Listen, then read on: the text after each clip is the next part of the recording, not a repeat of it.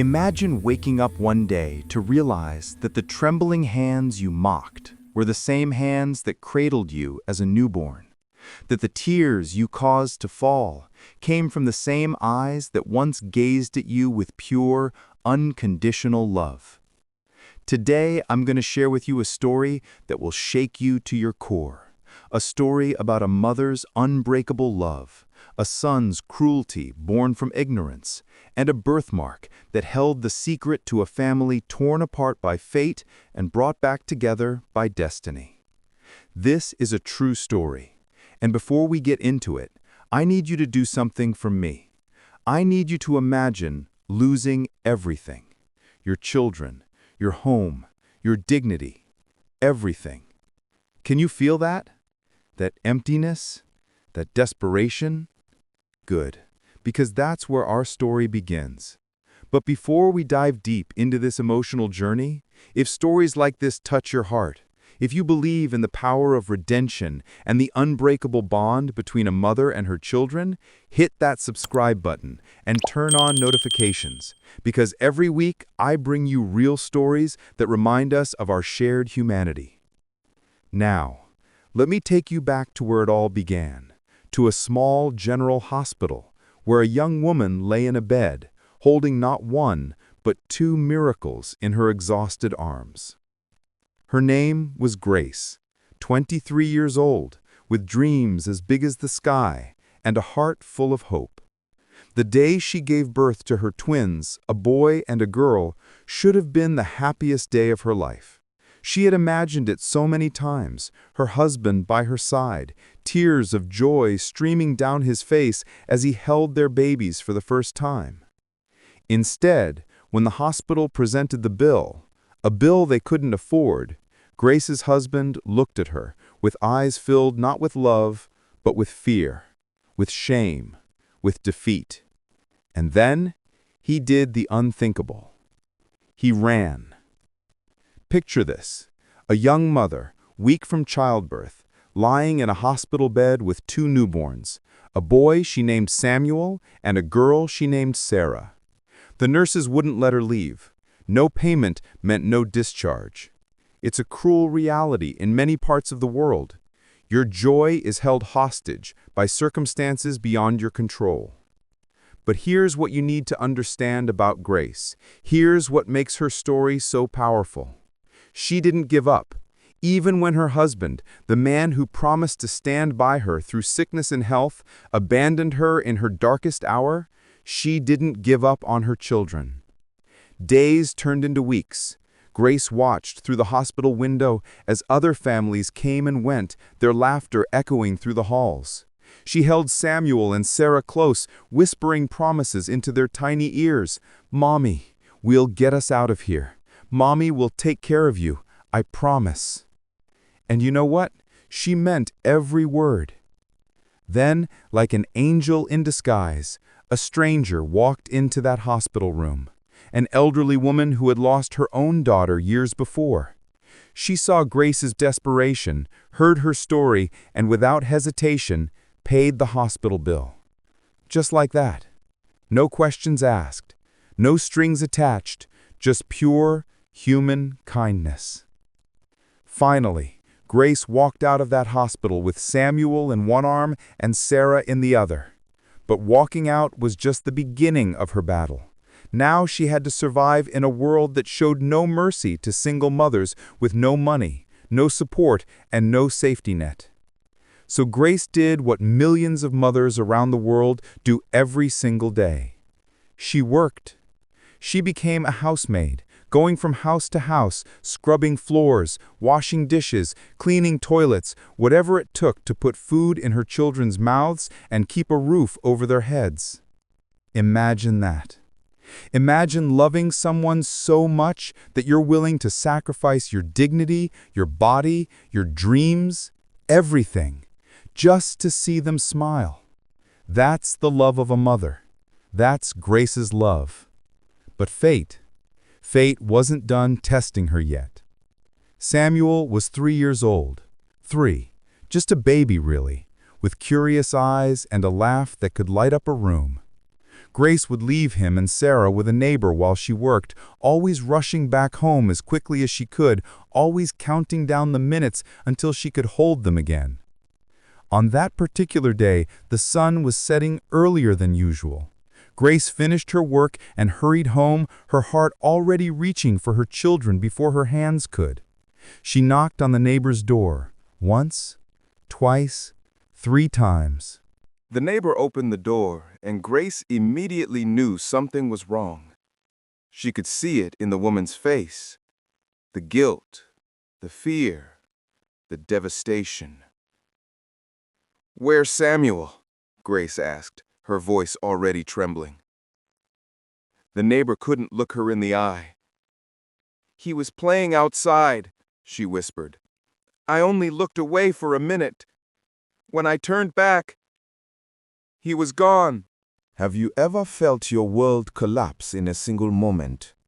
Have you ever felt your heart literally stop beating in your chest? That's what Grace felt. That's the moment when everything she had fought for, everything she had sacrificed, seemed to crumble into dust. They searched everywhere, every street, every corner, every house in the neighborhood. Grace screamed Samuel's name until her voice was raw, until her throat bled, until she could barely whisper. But Samuel was gone, vanished, taken. For weeks, Grace couldn't eat, couldn't sleep. She would walk the streets at night, hoping, praying that somehow, miraculously, she would see her son's face.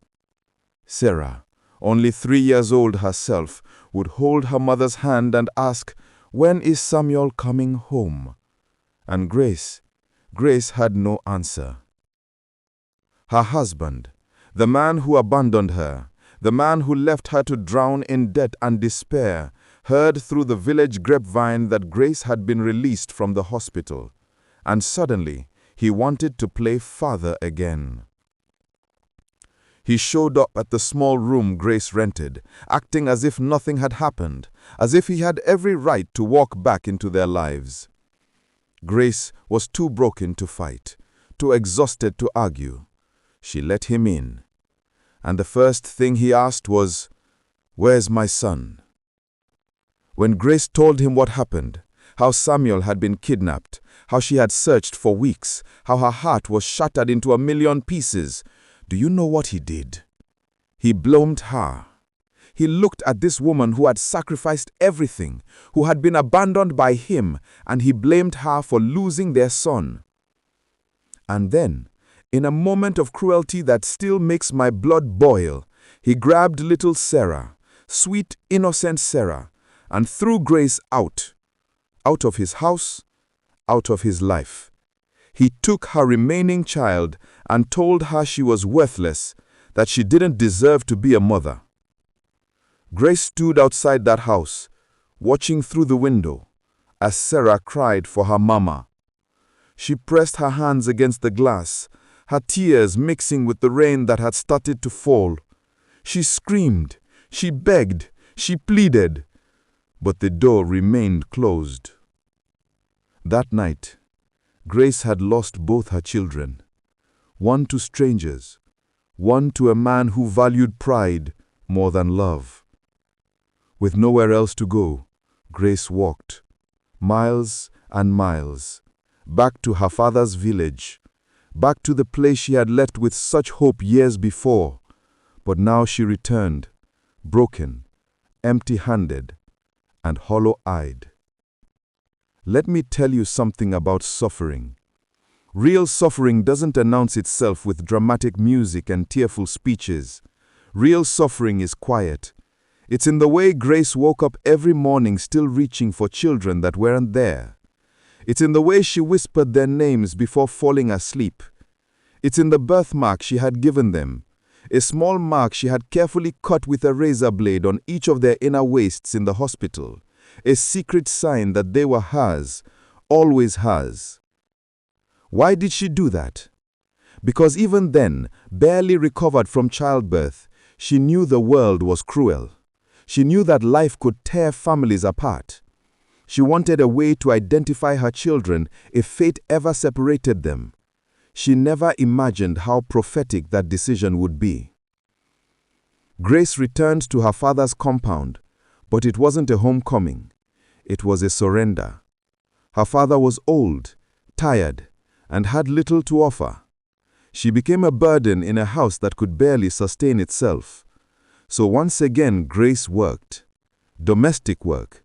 The only thing she knew, the only thing available to a woman with no education and a reputation stained by a failed marriage. But this time, the work was different. This time, she wasn't working for her children's future. She was working just to survive another day, just to justify her existence, just to avoid being thrown out into the streets. The years passed slowly, each one feeling like a lifetime. Grace aged rapidly, her beauty fading under the weight of sorrow and labor. Her hands became rough and scarred, her back bent from carrying heavy loads. Her eyes, once bright with dreams, became dim and distant. She became invisible. You know what I mean by that? She became one of those people society looks past. The old woman sweeping the compound, the maid carrying water, the faceless servant. People stopped seeing Grace as a person with a story, with feelings, with a past. She became just the help. But every single day, Grace thought about her children. Every single day she wondered, was Samuel alive? Was someone taking care of him? Did he remember her? And Sarah, was she okay with her father? Was he treating her well? Did she still remember her mother's face? These questions haunted Grace like ghosts. They followed her as she swept floors, as she washed clothes, as she cooked meals for families that barely acknowledged her existence. The wondering never stopped. The hoping never died. And then, 20 years later, destiny decided it was time for a reunion. But not the kind Grace had prayed for, not the kind you see in movies. No, this reunion would be wrapped in irony so cruel, so painful, that it would test every ounce of Grace's strength.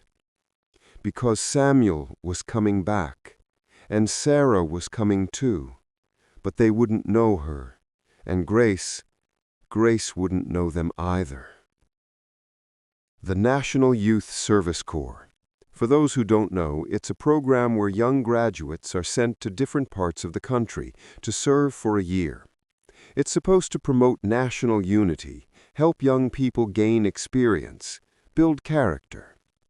Samuel, though he didn't go by that name anymore, his kidnappers had called him David, had grown into a handsome young man, confident, educated, privileged. The family who kidnapped him had been wealthy, and they raised him as their own son. They gave him everything: good schools, nice clothes, opportunities. Everything except the truth about where he came from. Sarah, raised by her father, had also done well. She had managed to get an education despite her father's limited resources. She was kind, compassionate, and carried her mother's gentle spirit, though she didn't know it. And Faith, with its twisted sense of humor, sent both of them to the same small town for their service year. The same town where their mother lived as a maid.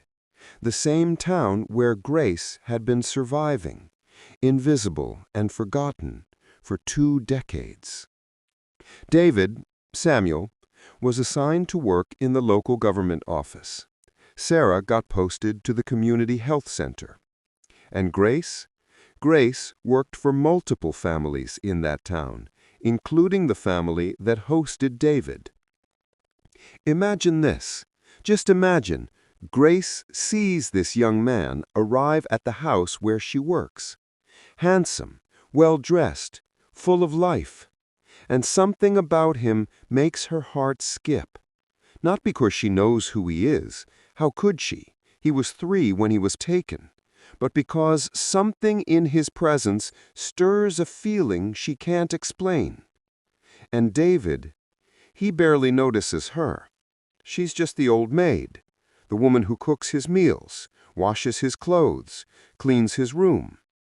He's polite enough, but distant, dismissive. Like most privileged young people, he doesn't really see the help as full human beings with stories and feelings. But then, things got worse. One day, David came home exhausted and frustrated. His work had been stressful. The heat was unbearable. All he wanted was a cold bath. He had told Grace earlier to prepare his bath water and leave it in the bathroom. But Grace, working in multiple houses, running from one job to another, was delayed. By the time she brought the water, David was already in a foul mood, and instead of the clean, cool water he expected, Grace, tired and confused, brought water she had used for cleaning. He yelled at her, called her names, stupid, useless, careless. How could she make such a mistake? Did she have no brain? Was she trying to insult him? In his anger, in his entitlement, he didn't just reject the water. He picked up the bucket and poured it over her head, in front of other people, humiliating her, breaking her. Grace stood there, water dripping from her gray hair, running down her aged face, soaking her worn-out clothes. She didn't say anything. She couldn't. She just looked at this young man with eyes that held a lifetime of pain. And something in those eyes, something made David pause, just for a moment. A strange feeling in his chest, but he pushed it away. She was just a careless old maid, nothing more. But what David didn't know, what he couldn't possibly know, was that he had just humiliated his own mother, the woman who had fought to bring him into this world, the woman who had been abandoned while trying to save him, the woman who had spent 20 years wondering if he was alive, if he was okay, if he remembered her love. That night, Grace cried herself to sleep, not because of the humiliation. She had endured worse over the years. She cried because something about that young man's face, his eyes, his presence, reminded her of her lost son. But it couldn't be him. Could it? No. Her Samuel was gone. This was just a cruel coincidence. Meanwhile, Sarah met David at a community event. They were both Service Corps members, both educated, both far from home. They became friends quickly. And then, as young people do, they became more than friends. They started dating, spending time together, falling in love. Sarah would sometimes accompany David to the house where he stayed, and she saw Grace. Unlike David, Sarah always treated Grace with kindness. She would greet her warmly, help her carry heavy loads, ask about her day. Something about this old woman touched Sarah's heart. "You remind me of someone," Sarah told Grace one day. "I don't know who, but you make me feel safe." Grace smiled through her tears. If only this sweet girl knew. If she could tell her. But tell her what? That she might be her mother? Based on what? A feeling? A hope? No. Grace had learned long ago that hope was dangerous. They say truth always finds a way to surface, that secrets, no matter how deeply buried, eventually claw their way back into the light. In this case, the truth came through the most unexpected person, an old woman from the village who had known Grace 20 years ago. Her name was Mama Blessing. She was visiting a relative in town when she saw Sarah at the market, and she froze, because looking at Sarah was like looking at a ghost. The resemblance to the young Grace she had known decades ago was striking, uncanny. Mama Blessing approached Sarah. "My daughter," she said, her voice trembling. "What is your mother's name?" Sarah, confused but politely answered, "I don't have a mother. She left us when we were very young." "Left you, or was driven away?" Mama Blessing asked, her eyes piercing. That question shook something loose in Sarah's memory. Her father had always told her that her mother abandoned them, but there were moments, fleeting moments, when his story didn't quite add up, moments when she caught glimpses of guilt in his eyes. Mama Blessing continued. There was a woman, Grace. She had twins, a boy and a girl. She was thrown out by her husband after the boy was kidnapped.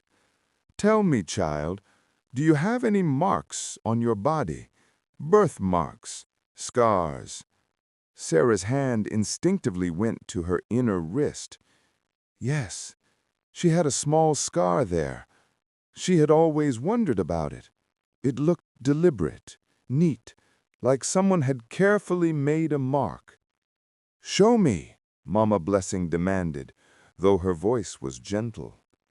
When Sarah rolled up her sleeve, Mama Blessing gasped. "It's her," she whispered. "It's Grace's daughter. My God, after all these years." Mama Blessing took Sarah to Grace's father's compound. They found Grace resting after a long day of work, her body aching, her spirit exhausted. When Grace looked up and saw Sarah standing in front of her with Mama Blessing, she knew. Even before anyone said anything, she knew. "Show her your wrist," Mama Blessing said to Grace. With trembling hands, Grace rolled up her sleeve. And there, faded but still visible, was a small scar on her inner wrist, identical to Sarah's, a mirror image. The world stopped. Time froze. Mother and daughter stood facing each other, both with matching scars, both with eyes filling with tears, both realizing that they had found each other after 20 years. "Mama," Sarah whispered, her voice breaking. "My Sarah," Grace sobbed, reaching out with shaking hands. "My baby girl." They collapsed into each other's arms. 20 years of separation, 20 years of wondering, 20 years of pain. All of it came pouring out in that embrace. They cried, they held each other, they couldn't let go. Sarah kept saying, "I'm sorry, Mama, I'm so sorry." And Grace kept saying, "You're here, you're alive, my baby is alive." But then Sarah remembered. David, her boyfriend. She had to tell him. She had to share this incredible news with the man she loved. She ran to find him, tears still streaming down her face, her heart bursting with joy and confusion. When she found David, she grabbed his hands and said, "You won't believe what happened. I found my mother. After all these years, I found her." David was happy for her, of course, but he didn't understand why Sarah looked so shaken, so conflicted. "It's the old woman," Sarah said. "The maid who works at your host's house, Grace. She's my mother." David's smile froze. The woman he had humiliated? The woman he had poured dirty water on? That was Sarah's mother? But Sarah wasn't done. "David," she said, her voice trembling. "She says she had twins, a boy and a girl. She says my brother was kidnapped 20 years ago. She made marks on both of us when we were born. Look." Sarah showed him her wrist, the small, deliberate scar. David's blood ran cold, because he had a scar too, on his inner wrist. He had always wondered about it. His adoptive parents had told him it was from an accident when he was young, but it looked just like Sarah's. identical. But he didn't say anything, not yet, because the implication was too horrible to speak out loud. If he had the same mark, if he was the kidnapped twin, then Sarah wasn't just his girlfriend. She was his sister. That night, David couldn't sleep. He lay in bed, his mind racing, his heart pounding. He kept looking at his wrist, at that small scar, and he kept thinking about the old woman, Grace, the way she had looked at him that day when he poured water on her. The pain in her eyes, it wasn't just the pain of humiliation. It was deeper, more personal. The next morning, David went to Sarah.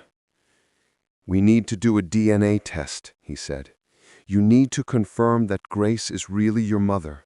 And I need you to ask her about her son. Ask her if he had any marks." Sarah agreed, though she was confused by David's intensity, his urgency. The DNA test confirmed it. Grace was indeed Sarah's biological mother. The match was perfect, 99.9%. And when Sarah asked Grace about her son, about any identifying marks, Grace broke down crying. "I marked them both," Grace said, her voice barely a whisper, "on their inner wrists, so I could always know them, so they could always know each other. My Samuel, my baby boy, if he's alive somewhere, he has that mark." David heard this from Sarah, and he couldn't hide any more. With trembling hands, he rolled up his sleeve and showed Sarah his wrist. The world collapsed. Again. They weren't boyfriend and girlfriend. They were brother and sister. Samuel and Sarah, twins, separated 20 years, living in the same town, working in the same community, falling in love, not knowing they shared the same blood, the same mother, the same tragic history. And the woman David had humiliated, had poured dirty water on, had treated like she was worthless, she was his mother. The mother who had fought for him, the mother who had been abandoned while trying to save him, the mother who had spent 20 years wondering if he was alive. David ran. He ran to Grace's father's compound. He ran with tears streaming down his face. He ran with guilt crushing his chest. He ran with 20 years of love he didn't know he was missing. When he found Grace, he collapsed at her feet. "Mama," he sobbed. "Mama, I'm so sorry. I'm so sorry." Grace, who had been sitting under a tree, looked down at this young man, her son, her Samuel, and all the years of pain, all the years of wondering, all the years of suffering, none of it mattered anymore, because her baby was here, he was alive, he was home. She pulled him into her arms, this grown man, her little boy, and she held him the way she had held him 20 years ago in that hospital. She held him like she would never let go again, because this time she wouldn't. This time nothing would separate them. "I forgive you," she whispered. "I forgive you, my son. You didn't know. You couldn't have known." Sarah joined them, and for the first time in 20 years, Grace held both her children. Her arms, so used to carrying heavy loads, now carried the weight of love reunited. Her heart, so used to breaking, finally felt whole again. They cried together. They held each other. And slowly, through tears and whispered words, they pieced together their story. Samuel learned about his real father, about his mother's sacrifice, about the kidnapping. Sarah learned the truth about why their mother was really sent away. And Grace finally got to tell her children about the day they were born, about the marks she gave them, about the love that never died. The mark on their wrists, the mark that seemed like a scar, like a wound, turned out to be the very thing that brought them back together. It was their mother's wisdom, her foresight, her refusal to let them be lost forever. So what do we take from this story? What can we learn from Grace, Samuel, and Sarah? First, we learn that a mother's love is the most powerful force in the universe. Grace could have given up. She could have disappeared. But she stayed. She survived. She hoped, even when hope seemed foolish. Second, we learn to be kind, always, because you never know who you're dealing with. That old person you ignore, that maid you dismiss, that beggar you walk past. They have stories, they have dignity, they have value. David learned this lesson in the most painful way possible. Third, we learn that the truth always emerges. Those scars on their wrists, marks that Grace made in faith, in hope, in love, they told a truth that no amount of time or distance could erase. We all carry marks, some visible, some not, but they tell our stories, they reveal our connections. Today, Grace lives with her children, both of them. David left his adoptive family and moved in with his real mother. He's making up for lost time, for harsh words, for dirty water poured in ignorance. Sarah takes care of Grace, braiding her gray hair, massaging her tired feet, making sure she never has to work as a maid again. And that birthmark, that small scar on their inner wrists, they've all gotten tattoos around it, not to hide it, but to honor it, to remind themselves that they are bound by blood, by love, by a mother's wisdom.